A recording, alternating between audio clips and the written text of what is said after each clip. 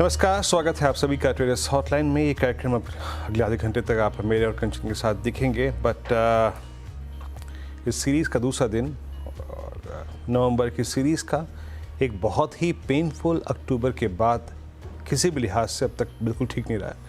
We are at day low at 23,937। यकीन मानिए आज की गिरावट का कयास बिल्कुल भी नहीं था, 1% भी नहीं था, क्योंकि जिस प्रकार का पुट्स का बिल्डअप, नई पे थोड़ा वक्त लूँगा यहाँ पे, जिस प्रकार का प्राइस डैमेज ऑलरेडी हो चुका था अक्टूबर में, जिस प्रकार के बहुत लो रोलोवर्स थे, बहुत लाइट मार्केट था, ओआईज बहुत शेड थे, स्टॉक फ्यूचर्स में काफ़ी शॉर्टिंग थी, उसके बावजूद आपने क्या तोड़ा? आपने 24,200 के पुट राइटर्स के जोन को तोड़ा और आपके 24,000 के मंथली पुट राइटर्स के जोन को तोड़ा। और मैंने अभी ट्वीट भी किया था कि this is an indiscriminate selling targeting large stock futures, Reliance, HDFC bank, ICICI bank. But याद रखिएगा, मंथली पुट का जब बेस टूटता है, आपने क्या तोड़ दिया? आपने 24,000 तोड़ दिया। आपने तोड़ दिया आज पिछला स्विंग लो 24,077। अब कोई पर्टिकुलर लेवल अगर कोई खुला है तो याद रखिएगा वो है अभी फॉर इन फर्स्ट इंस्टेंस लगभग 23,813।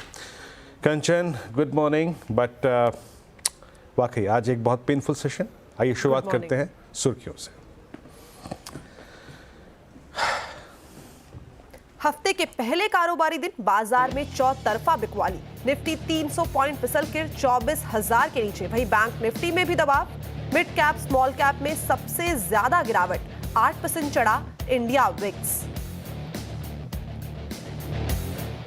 रियलिटी और सरकारी कंपनियों में सबसे तगड़ी गिरावट, दोनों ही इंडाइसेस 2% से ज्यादा फिसले। साथ ही मेटल, कैपिटल गुड्स और FMCG सेक्टर भी 1% से ज्यादा नीचे। अक्टूबर में अच्छी बिक्री के बाद M&M में करीबन 2% की तेजी, लेकिन बजाज ऑटो और हीरो मोटोकॉर्प 4% से ज्यादा फिसले। क्रूड के $75 के करीब पहुंचने से ऑयल मार्केटिंग कंपनियों में तेज गिरावट, IOC 5% टूटा। अमेरिकी अदालत से लेक्सेल्वी का लॉन्च रुकने से सन फार्मा में तेज गिरावट, शेयर करीबन 4% फिसला। कंपनी ने फैसले के खिलाफ अपील का जताया इरादा।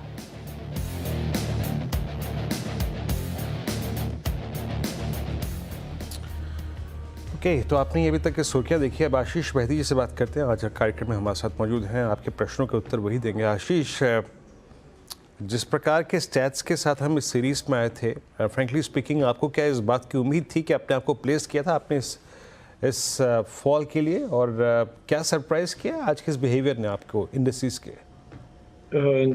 Good morning Virendra ji, good morning कंचन जी। जी वीरेंद्र जी, काफ़ी अलार्मिंग है, क्योंकि जिस हिसाब से अगर आप देखेंगे निफ्टी में 350 पॉइंट की गिरावट है, वहीं बैंक निफ्टी में 340 पॉइंट की गिरावट है। तो निफ्टी में प्रेशर काफ़ी बड़ा अमाउंट होता हुआ देखने मिल रहा है। रिलायंस एक एज एब्सोल्यूट शॉकर रहा है। 3.5% की गिरावट इन लेवल्स पे भी आना, और हीरो मोटो जिनके नंबर्स अच्छे आए थे उसके बाद भी ऑलमोस्ट 5% तक का गिरावट देखने मिल रही है। ये तो थोड़े से अलार्मिंग लग रहे हैं। यहाँ इतने हेवी वेट्स में आज सेलिंग देखने मिल रही है। तो इंडेक्स है, अभी दोनों तरफ की ट्रेड्स अवॉइड करने की सलाह रहेगी, ना लॉन्ग ना शॉर्ट। थोड़ा सा आज वेट एंड वॉच करे। सीरीज का फर्स्ट है तो मुझे लग रहा है कि यहाँ पे थोड़ा सा वेट करना चाहिए। ओके, तो वेट एंड वॉच की सलाह। अब चलते हैं सवालों की तरफ कि क्या कॉलर्स ने अपने सवाल पूछे हैं। सबसे पहले हरियाणा से हमारे साथ जुड़े हैं अंकित कुमार जी। गुड मॉर्निंग अंकित जी, क्या सवाल है आपका? हेलो, नमस्कार मैम। नमस्कार। हेलो जी सर, मैम, अपना मेरा सवाल सवाल है पूछिए। कि मेरे पास विप्रो के 10 शेयर है 500 रुपए के भाव से। तो ये मेरी इन्वेस्टमेंट है, तो इसमें मुझे होल्ड करना चाहिए? अभी कैसे क्या करना चाहिए इसमें? जी हाँ। हाँ जी सर, टाइम फ्रेम वैसे क्या लेके चल रहे हैं? 1-2 साल का या उससे ऊपर का? ये सर मैम इसमें 5 से 6 साल तक। ठीक है, 5-6 साल के टाइम फ्रेम के साथ विप्रो में 500 रुपए के भाव पे खरीदारी की गई है और 10 शेयर्स इनके पोर्टफोलियो में इस टाइम पे मौजूद है। हालांकि आज थोड़ी सी हमें और सारे ही इंडाइसेस में एक गिरावट देखने को मिल रही है। विप्रो में भी करीबन 2.25% की गिरावट है, और लेकिन फिर भी शेयर जो है खरीदारी के भाव से थोड़ा सा ऊपर ही ट्रेड कर रहा है। भाईती सर, क्या करना चाहिए इस टाइम पर? 5-6 साल का नजरिया है। जी कंचन जी, वैसे इनका नज़रिया बड़ा है तो ये एक अच्छी बात है, लेकिन विप्रो में गिरावट देखने मिल रही है और पिछले 4-5 दिनों से कंटिन्यूसली हम देख रहे हैं कि ऊपर के लेवल पे वहाँ पे सेलिंग या प्रेशर या सप्लाई बनता हुआ देखने मिल रहा है। हमें लग रहा है इस पोजीशन को इन्हें होल्ड करना चाहिए, लेकिन 500 एक स्ट्रिक्ट स्टॉप लॉस जरूर रखे इस पोजीशन में, जो कि इनका कॉस्ट प्राइस है। अगर उसके नीचे निकलता है तो उसमें से एग्जिट करने की सलाह है।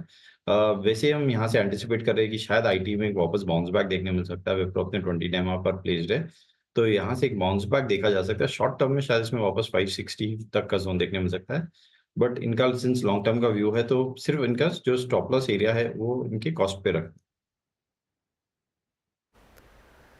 तो ये थी राय इस टाइम पे विप्रो के अंदर। आगे बढ़ते हैं और आगरा से हमारे साथ जुड़े हैं प्रद्युमन जी। गुड मॉर्निंग सर, क्या सवाल है आपका?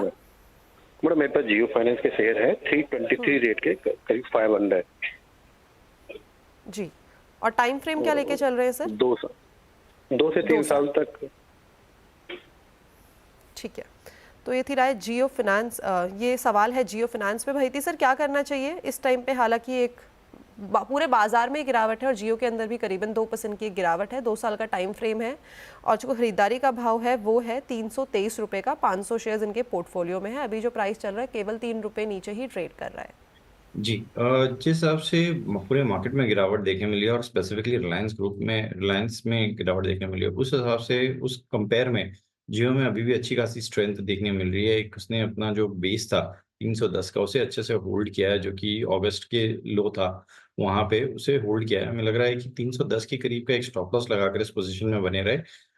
अगर मार्केट में एक रिकवरी देखने मिलती है तो इसमें वापस अपस्विंग देखने मिलेगा। 333 के ऊपर इसमें एक अच्छा बड़ा मोमेंटम देखने मिल सकता है, जो कि इसे शायद 340 तक का भी 350 तक का भी मूव दिखा सकता है। तो होल्ड करें इस पोजीशन को 310 के स्टॉप लॉस के साथ। तो स्टॉप लॉस रखना है 310 का, लेकिन इस चैनल और इस कंपनी के जो प्रमोटर्स हैं वो सेम हैं। तो कहीं पे भी खरीदारी या फिर होल्ड करने से पहले अपने पर्सनल फाइनेंशियल एडवाइजर से सलाह जरूर ले लें, उसी के बाद कहीं पे निवेश या फिर ट्रेड करें। ओके, मूविंग फॉरवर्ड, कतर से हमारे साथ जुड़े हैं Sumit ji. Good morning Sumit sir, क्या सवाल है आपका?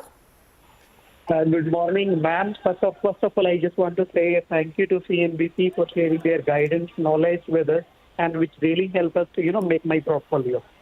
Thank you so much, sir. And ma'am, I have GitChem 64 units at the rate of 4383. My time period is 2 years.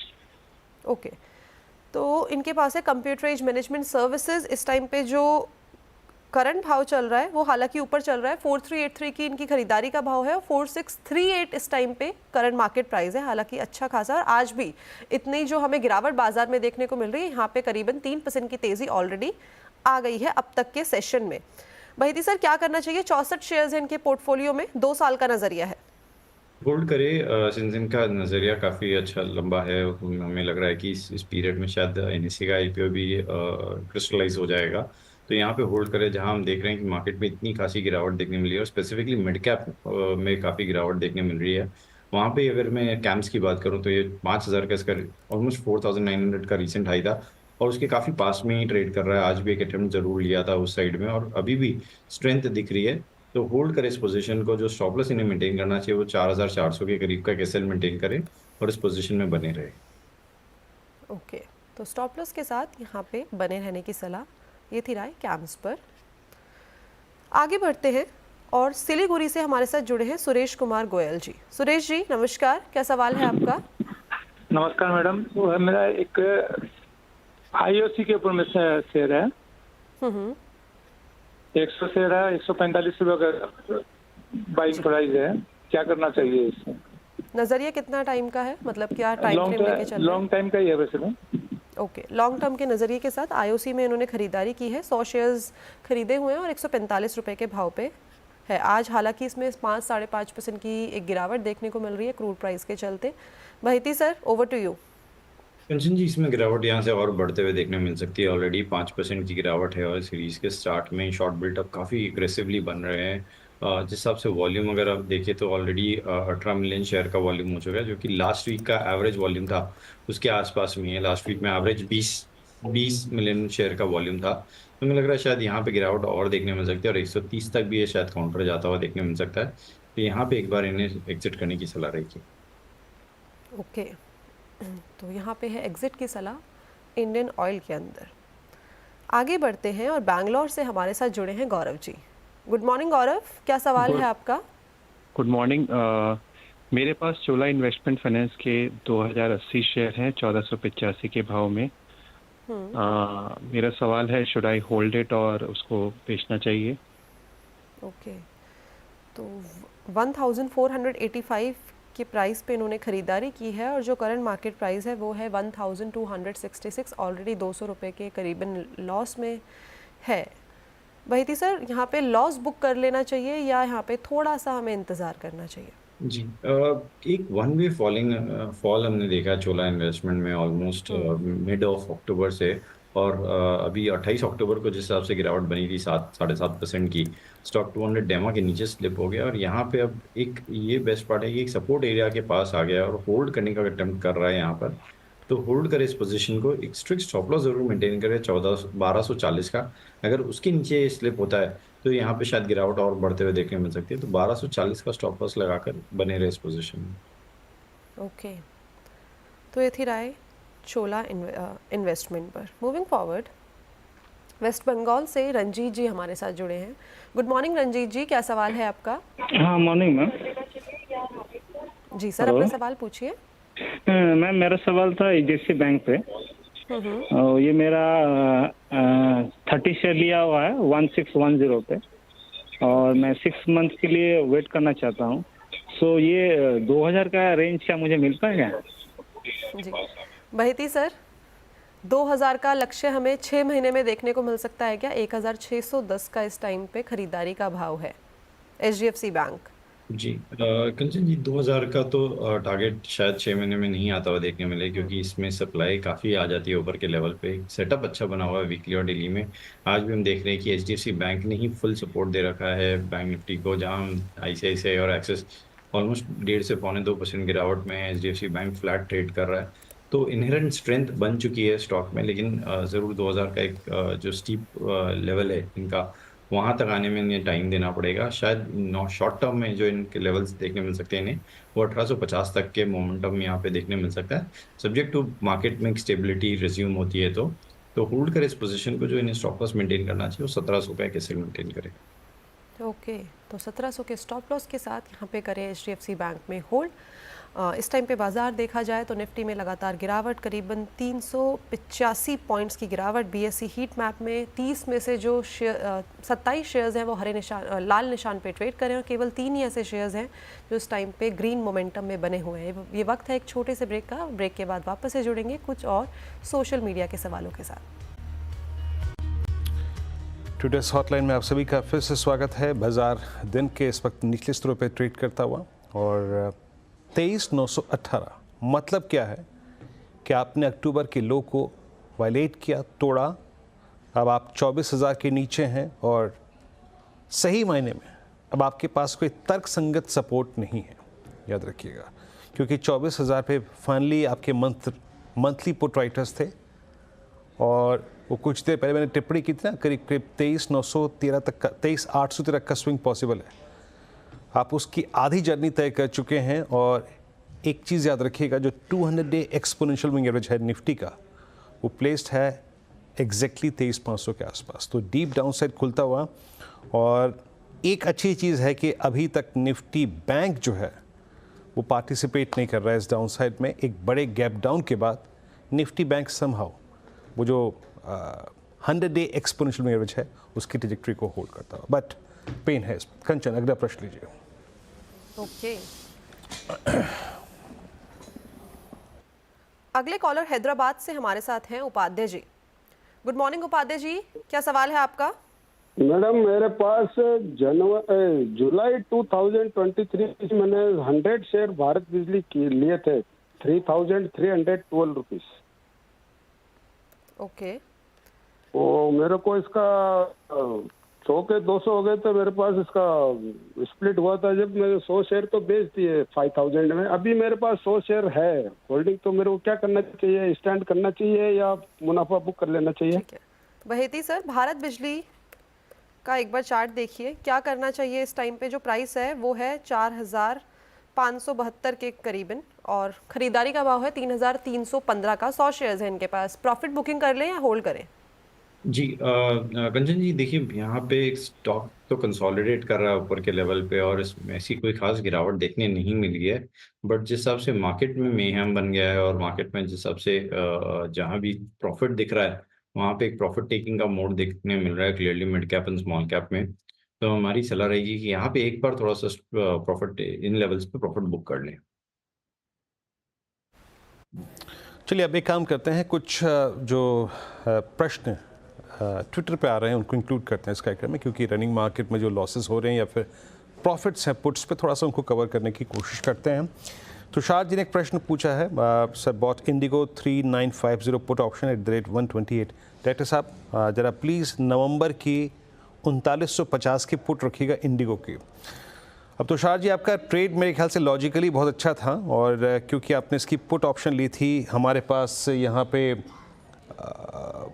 Earnings का सपोर्ट भी नहीं था। इंडिगो एट 3912, यकीन मानिए आज इसने अपनी शुरुआत की थी सेशन की 200 डे एक्सपोनेंशियल मूविंग एवरेज से, और ये फर्दर क्रैक हुआ। अब ये है 3908 पे। ये पुट ऑप्शन आपने ली थी करीब एट 128, अब ट्रेड कर रही है ये करीब 137। आशीष, क्योंकि वो जो लोअर शेडो थी ना, वाइल्ड लोअर शेडो 28 अक्टूबर की, जहां से रिकवरी आई थी, क्या लग रहा है उस प्राइस को जो कि 3800 के आसपास प्लेस्ड है, उसको रिविजिट करने जा रहा है इस पुट पे? क्या ब्रेक इवन के स्टॉप लॉस के साथ ट्रेल करें क्या इसको? जी वीरेंद्र जी, जिस हिसाब का मोमेंटम बन गया है, अब जो 3-4 दिनों का एक ठहराव देखने मिला था इंडिगो में, आज वो टूट गया है, और अब शायद जैसे आपने बताया कि 3800 का जो लो था उसे रीटेस्ट कर सकता है, और अगर वो टूटता है तो इसमें और भी यहाँ से प्रॉफिट टेकिंग देखने मिल सकती है। तो ये जो पुट इनके पास है, जो एग्जैक्ट कॉस्ट पे इन्होंने एक स्टॉप लॉस रखना है, तो ट्रेल करके ऊपर ले आए इनका स्टॉप लॉस 120 के करीब का एक स्टॉप लॉस रखे, और इस पोजीशन में बने रहे, क्योंकि अगर इसमें यहाँ से 3850 तो शायद जल्दी लेवल देखने मिल सकता है। यहाँ से करीब 30 to 40 पॉइंट्स इन्हें और इस पुट में देखने मिल सकता है, तो होल्ड करें इसे। ओके चलिए, तो उम्मीद है आपको राय मिल गई होगी, आपको एक रीजनेबल स्टॉप लॉस भी मिल गया होगा। फिर मैं कुछ प्रश्न ट्विटर से ले रहा हूँ, और सृजन राज का एक प्रश्न है, आई हैव टाटा मोटर्स @ 711, 711 के प्राइस पर इनके पास टाटा मोटर्स हैं। अब 711 पे आपके पास अगर टाटा मोटर्स है, मींस आपकी ये ट्रेड बहुत पहले की है, और आपकी इन्वेस्टमेंट पे आपने मेरे ख्याल से बहुत अच्छा प्रॉफिट भी देखा होगा। आपने शायद 1100-1200 का भाव भी देखा होगा। आशीष, क्या ये 821 पे अब क्या ये इनका ब्रेक इवन भी खतरे में है क्या? क्योंकि जब मैं देख रहा हूँ, शायद ये अपने आप को 778, जहाँ पे इसका 100 डे एक्सपोनेंशियल मूविंग एवरेज है, उसके लिए अपने आप को तैयार करता हुआ टाटा मोटर्स पे राय क्या करनी चाहिए? और ऐसा अमूमन ऐसे में करें क्या जब मैं एक निवेशक होता हूँ, अच्छे प्राइस पे लेता हूँ, अच्छा प्रॉफिट कमा चुका होता हूँ, बट बाज़ार का ये फॉल, बाज़ार की गिरावट, आपके उन कॉल्स को भी अगर प्रॉफिट पूरा सरेंडर हो जाए तो करना क्या चाहिए ऐसे में? जी वीरेंद्र जी, इनका प्राइस अच्छा था एंट्री का, और एक अच्छा मोमेंटम था, बट आइडियली इन्हें 200 डेमा के करीब का एक स्टॉप लॉस रखना चाहिए था, जो कि 1000 का जोन था। बट अब सिंस वो ब्रीच होके काफ़ी नीचे आ चुका है, और अब इन लेवल्स पे हमारी सलाह नहीं रहेगी कि यहाँ पे एक और प्रॉफिट बांधे। हमें लग रहा है कि यहाँ से एक बाउंस बैक एंटिसिपेटेड है। नंबर्स क्वार्टर मंथली सेल्स के अच्छे आए थे टाटा मोटर्स में, और सामने फेस्टिव सीजन के कंटिन्यूसली नंबर्स रहेंगे, तो यहाँ पे होल्ड करें। पुल बैक शायद एंटिसिपेशन है, सिंस इनका व्यू लॉन्ग टर्म का है, सिंस इन्होंने 700 से होल्ड किया इस पोजीशन को, तो होल्ड करें। सिर्फ जो इन्हें स्टॉप लॉस अब मेंटेन करना चाहिए, एक ट्रेल करके वो 780 के करीब का कैसे मेंटेन करें, और एक पुल बैक के लिए एंटिसिपेट कर सकते हैं यहाँ। ओके, तो टाटा मोटर्स पे ये थी राय। ये सवाल जो था वो खिरोदी से दीपक पुरोहित जी का था। आगे बढ़ते हैं, और राजकोट से प्रदीप जी जुड़े हैं। प्रदीप जी, क्या सवाल है आपका? मैं सीनियर सिटीजन हूं और लॉन्ग टर्म इन्वेस्टर हूं। मेरे पास सोलार इंडस्ट्रीज के 45 शेयर है, 45 shares at the rate of 38, जो मैंने मार्च 2006 में अलॉटमेंट में मिले थे। मैं इसका क्या करूं, रखूं या बेचना चाहिए? जी, मल्टी बैगर रिटर्न तो यहाँ से सर ऑलरेडी देख लिए हैं। वैद्य जी, 10,000 का भाव, 38 की खरीदारी, और होल्ड करें या मुनाफा वसूली यहाँ पे कर लेनी चाहिए? जी कंचन जी, मेरे ख्याल से ऑलमोस्ट 3 से 4 डिविडेंड आ चुके हैं इसमें, और जो कॉस्ट है इनकी वो तो जीरो हो चुकी होगी सिर्फ डिविडेंड के प्राइस से ही। जो लास्ट डिविडेंड भी था वो भी 8.5 रुपए के करीब था, तो इनकी कॉस्ट तो जीरो हो चुकी है। तो ऐसे स्टॉक अब इन्हें पोर्टफोलियो में बने रहने देना चाहिए। और जिस हिसाब से मोमेंटम बना है स्टॉक में, ये स्टॉक अभी भी अपने 200 डेमा के ऊपर ही होल्ड कर रहा है, तो यहाँ पे होल्ड करे इस पोजीशन को। एक सिर्फ जो स्टॉप लॉस थियोरेटिकली इन्हें रखना चाहिए वो है 9200 के करीब का, कैसे रखे इस पे पोजीशन में। ओके, तो ये थी राय सोलर इंडस्ट्रीज पे। ऐसे पोर्टफोलियो देख के काफ़ी ज़्यादा खुशी भी होती है कि हाँ, किस खरीदारी पे, किस भाव पे खरीदारी की गई है और आज प्राइस जो है वो कहाँ पे दिखाई दे रहा है। कुछ सवाल अब सोशल मीडिया से लेते हैं। सोशल मीडिया से जो सवाल है वो है राहुल प्रजापति जी का। उनका सवाल है वरुण बेवरेजेस पे 250 शेयर्स है इनके पास और 560 का खरीदारी का भाव है, क्या करना चाहिए भैती सर?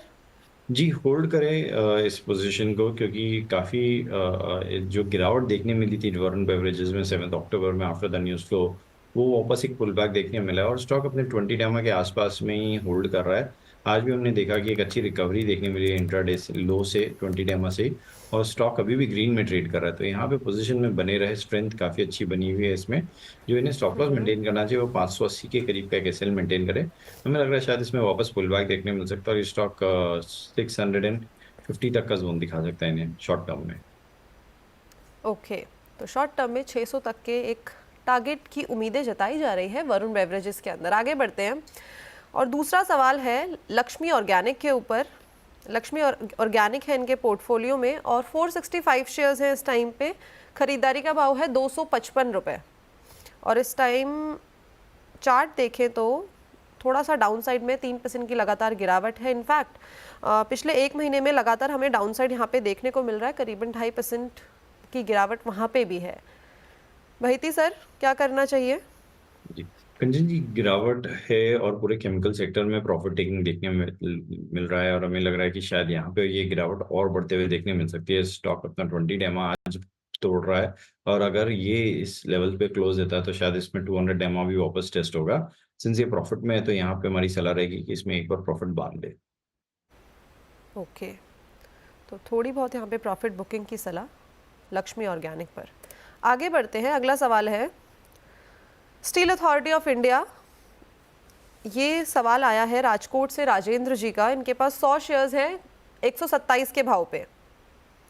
113 पे ये ट्रेड कर रहा है करंटली, यानी कि अप्रॉक्सीमेटली 14-15 रुपए का घाटा है यहाँ पे। और आज भी लगातार इसमें करीबन 3.5 से 4% की गिरावट देखने को मिल ही रही है। बहती सर, आगे का क्या नज़रिया है सेल के अंदर? जी कंचन जी, अगर मैं डेटा और चार्ट्स के हिसाब से बोलूँ तो यहाँ ज़रूर गिरावट देखने मिल रही है। शॉर्ट बिल्टअप आज भी इसमें बन रहा है और ऑलरेडी 7-7.5 मिलियन शेयर का वॉल्यूम हो चुका है। तो यहाँ पे गिरावट देखने मिल सकती है इन लेवल्स पे और भी। बट सिंस जिस हिसाब से मेटल में ओवरऑल तेजी हम एंटिसिपेट कर रहे हैं नेक्स्ट वीक से, तो यहाँ पे होल्ड करने की सलाह रहेगी डिस्पाइट चार्ट्स वीक है। जो इन्हें स्टॉप ऑलरेडी ये लॉन्ग है इसलिए होल्ड करने की सलाह है, फ्रेश लॉन्ग की सलाह नहीं है। जो इन्हें स्टॉप लॉस मेंटेन करना चाहिए वो 110 के करीब का कैसे मेंटेन करें। हमें लग रहा है कि इसमें वापस पुल बैक देखने मिल सकता है जो कि इसे 122 तक का लेवल दिखा सकता है। ओके, पुल बैक की उम्मीद 122 के लक्ष्य देखने को मिल सकते हैं। ये थी राय सेल पे। Thank you so much Baheti sir हमारे साथ जुड़ने के लिए, सारे ही सवालों के बखूबी आंसर करने के लिए। तो ये वक्त हो गया एक छोटे से ब्रेक का। एक ब्रेक के बाद वापस से जुड़ेंगे हर्षदा जी के साथ, जहां पे वो बात करेंगी खिलाड़ी नंबर 1 के साथ।